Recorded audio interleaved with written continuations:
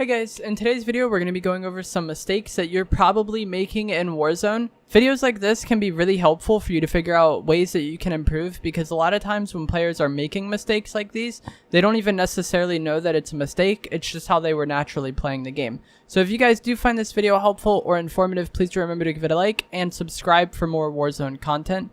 The first mistake that we're going to talk about is not being decisive.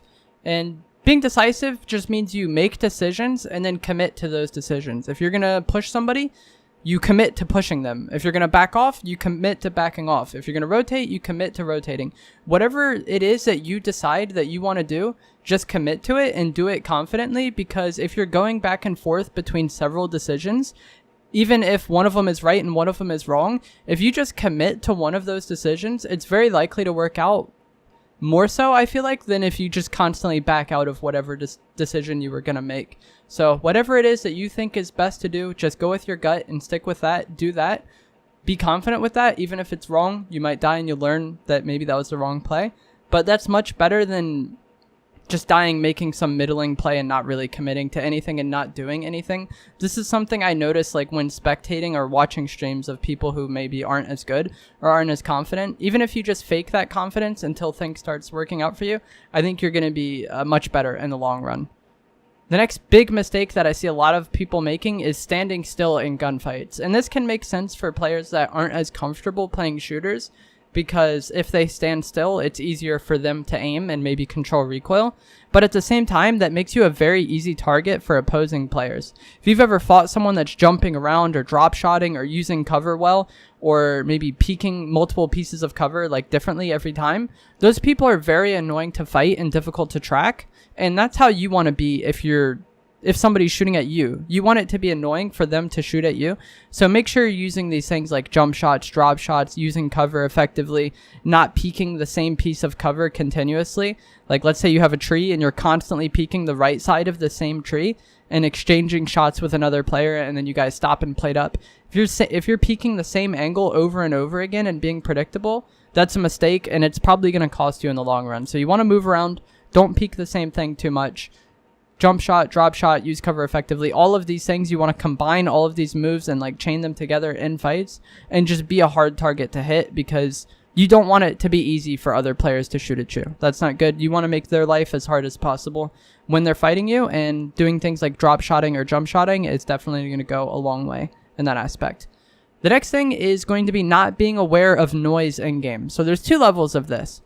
There's some people who don't use opposing players' noise at all, like footsteps, doors opening, glass breaking, reloads, explosion, gunfire, suppressed weapon gunfire. You can hear all of these things, right? Maybe someone throwing down a trophy system or an armor box, whatever. You can hear those things. And some players don't use that audio to their advantage, and that isn't good. But there's another level of this where those people don't even really realize the noise that they're making. Like, they don't realize that the noise they make, opposing players can use that against them. So, like, I've seen this a lot late game, for example. An opponent might jump through a window, and that's like one of the biggest giveaways ever. You don't want to be jumping through a window late game. Obviously, you might have to. It might be the only way out for you for something, whatever. But it's probably going to be your last option, because that makes a lot of noise. You might want to crouch walk in certain areas when you know you're coming up on an opponent. Like, let's say you and two others, final three, right? One shooting at the other, you want to sneak up on that guy. If you just run straight at him and sprint, odds are he might hear you. So that's not good. Be aware of the noise that you're making and the fact that other players can use it against you. And be aware of the noise that other players are making and use it against them. Audio is very important in Call of Duty, and it will make you a lot better of a player if you're aware of gunfights before they happen. The next mistake that a lot of players make is that they tunnel vision on one person way too much when they get them weak. And I myself am guilty of this. If I get someone weak, I want to finish that kill. I want that kill. I want them to be like out of the game and gone, right? But this is oftentimes going to make you make mistakes in the future in that fight. One common example of this could be that you and an opposing player both break each other's plates. You're both no armor. And then you continue to challenge that, and then that player plates up and kills you.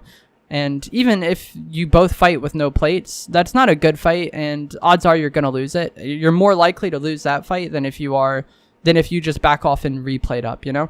Don't get too tunnel visioned on fights. This can kind of get confusing because I said being decisive was good before, and now I'm telling you not to get tunnel visioned. They seem kind of similar, but you just don't want to make bad decisions because you have someone weak or focus on one guy only.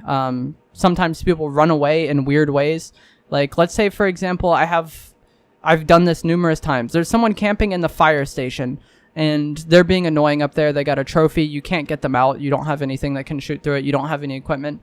And you're just sitting there waiting for them to come out of the tower, and then somebody else ends up killing you because you were tunnel visioned on that one player too much. Or some of the buildings with ladders that players sit on. Basically, it's better just to let that person go in the long run and just play. And it is one kill, but you're more likely to get more kills just by letting that one kill go and going and finding more players. So don't get too tunnel visioned on fights and make bad decisions and make yourself an easy target for opposing players, because unless you're the final two, Warzone is not a 1v1 game. It's a huge free-for-all, and there's way more than just that one player out there. So you can let him go, get kills elsewhere, and make yourself safer for the future. This is another thing that people mess up with bounties too. And I myself am also guilty of this because I play so aggressive at times that it costs me. But like, I understand that, it's okay. But a lot of times players will get a bounty target and that player will be in a really annoying area and be camping really hard. And instead of just saying like, we'll just let this bounty target go, he's in an annoying area, they go and push that person and then die to them in like a predictably easy way. And that's not good. You don't want to be tunnel visioning on targets too much. Learn when to back off and just say no. The next thing I see a lot of people messing up, especially newer Warzone players that haven't played Call of Duty in the past, is that they don't hip fire in close range and they don't hip fire into ADS at like medium range. Pretty much all of your SMG fights, you want to be hip firing before you ADS. This is going to allow you to get early damage on people. A lot of COD players call this centering. Since most of the Call of Duty multiplayer fights are mid to close range, this is how people just fight all the time in COD. You hip fire, you get your hip fire on target, and then you hip fire into your ADS, and then once you're ADS on the opponent, you don't really have to adjust anything because it ADSs you into the center of your hip fire. So that's what centering is, and it's very helpful. You want to be hip firing into ADS as often as possible in close to medium range. But if someone's like up in your face super close, like let's say less than 5 meters, you're probably just better hip firing because you have much more range of motion and you have much faster movement with your character. And that way, if you ADS like super up close like that, odds are it's going to be easier for the opponent to sidestep you and just get out of your vision entirely, because aiming down sights zooms in and also lowers your sensitivity. You have less peripheral vision and less ability to react to these players sidestepping, crouching, drop shotting, sliding, whatever they're going to do. You grief yourself when you ADS really up close like that. And that's something that a lot of like people who aren't accustomed to playing Call of Duty do. So make sure you're hip firing up close. Make sure you're hip firing into your ADS at close to medium range. If you spectate any good like Call of Duty player, you'll see them doing this constantly in these close to medium range SMG gunfights. Obviously, if someone's like 80 meters out, you're going to want to take your time, ADS, make sure you're on target before you start shooting, all of that. But if someone's close to medium range, you hip fire into your ADS, you have good centering. And that's going to bring us into the next mistake that a lot of people make, and that is that they start shooting way too early. There's a lot of cover in this game. There's a lot of weird areas where it might be inconvenient to fight. But let's say for the sake of this example, somebody's in a forest and they're running towards a street and it looks like they're going to cross that street. In the street, there's no cover. And if you start shooting them when they're in the forest, there's more options that player has for cover. And then if you wait until they're in the street and they have no cover, or maybe sometimes you might have like a 3 out of 10 shot on somebody, and if you took your time, especially with snipers, you could get a much better shot. You just want to wait until your opponent is in a bad spot for them and you have a decent shot on them if they're unaware of your position. Obviously, if they're shooting back at you and everything, like they know you're there, that's one thing. If it looks like they're going to turn towards you and look at you, shoot them. But if you have an opponent that's not paying attention to you, don't stress out. Don't rush the fight. Make sure you wait until you have a good shot on them and then start shooting them. I've had this happen sometimes on stream where people will be like, oh, you missed a guy. And like, I didn't miss him. I'm just waiting until he's more exposed to shoot at him. So make sure you're doing that. The next step, or the next mistake that a lot of players make, especially in game, is that they don't play for the zone. And this is just natural because a lot of people get stressed in game, especially in solos. But we have these moving zones where if you're the first one to get to them and you can cut off the other players, you're probably going to win. And playing for a good path to zone is the key to victory in these situations, because the game isn't going to end prior to that zone anyways. Doesn't matter if you kill the one guy in front of you, and I've seen sometimes people even push out of zone to get one kill, but they actively grief their positioning. So being aware of zone moving and knowing which zone you can end game in is very important. If you know there's like 5 people left and you're not going to end this game in the next zone anyways, just play for positioning and set yourself up to win the game in the future, because you know it's not going to end until a certain point anyways. I do like getting kills and I like getting high kills, but if you're in that position already, you might as well win. So play the zone. Don't force the ending. Don't force fights you don't need to force until the game like is actually in your favor with positioning, because the game wasn't going to end prior to that zone likely anyways. That's something that I learned playing Fortnite competitively. Like a lot of times you go multiple moving zones in that, and a lot of players that would try to end the game too early or overcommit to fights too early that weren't going to end the game anyways really ruined their game. So make sure you're playing positioning end game and knowing which zone it's likely you can end game in. It really just depends on the amount of players left alive. Usually first moving or second moving if like it comes to it, but usually first moving you'll be able to end the game in. But if there's several people left alive prior to moving, you're probably not going to be able to end the game. The next mistake I see a lot of players make is that they slowly peek around corners, and this just feels natural because they're trying to be careful and they're trying to not like show as much as they can. But with the way peeking in Call of Duty works, if you're watching someone slowly peek like that, you just watch them creep into your sight and you oftentimes see them before they see you. If you're going to be the person peeking, you have the element of surprise in your favor, and you don't want to throw that away by slow peeking, even if it seems like the right play. You'll notice a lot of the better players are jumping around corners and bunny hopping, and the reason for that is you have a peeker's advantage by doing so. You know when you are going to jump around the corner, and oftentimes the player holding the angle is holding it like as tight as possible.